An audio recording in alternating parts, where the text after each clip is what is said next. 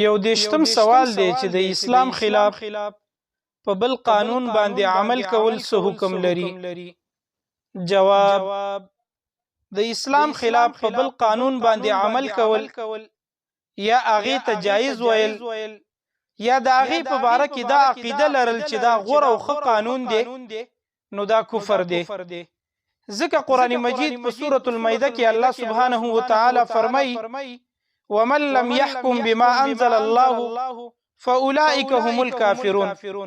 او چې څوک فیصلې نه کوي په هغه کتاب باندې، په هغه قرآن باندې، په هغه دین او په هغه شریعت باندې ما انزل الله، کوم چې الله د اسمان نه نازل کړي، فاولئک هم الکافرون. الله فرمایي دغه خلک کافران دي.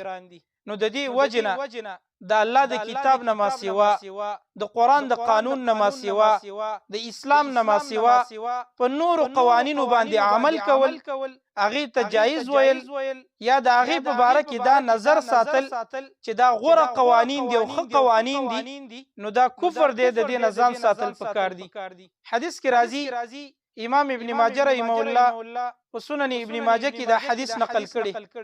نبی کریم صلی الله علیه وسلم فرمایي: وما لم تحكم ائمتهم بكتاب الله، چې تر څو پوری او د کم وخت پوری د مسلمانانو حکمرانان د الله په کتاب باندې فیصلې شروع نکي، ويتخيروا مما انزل الله، او د الله د کتاب د قانون غوره ونه غني او دا په ملک نافذ نکي، الا جعل الله بأسهم بينهم.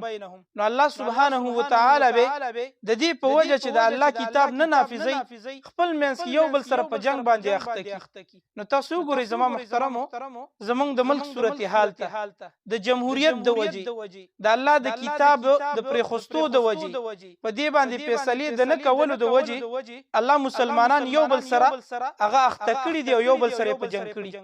سیاسي پارټیانو صورتحال وګورئ، یوه پارټي په بلې پسې لګیا ده، بله په بلې پسې لګیا ده. وجه څه ده؟ حتی تر دې پورې د یو بل سره اخته دي چې د یو بل وینو ته تږي ناست. وجه صرف او صرف هغه دا ده چې موږ د الله کتاب پریښې، د هغې قانون هم پریښې، موږ په ملک جمهوریت ته ترجیح ورکړي. نو د دې په وجه الله سبحانه وتعالی موږ د یو بل سره اچولي. که ملک د قرآن نظام راشي، د دې قانون راشي، نو دا ټول پارټیانې، دا ټول نفرتونه، دا ټول قصې قطارې زموږ ختمیږي. نو د دې وجه نه د الله په کتاب باندې فیصله نه کول او د هغې نه ما سوا بل قانون ته غوره ویل او هغې ته جایز ویل، دا کفر دی. د دې نه ځان ساتل پکار دي.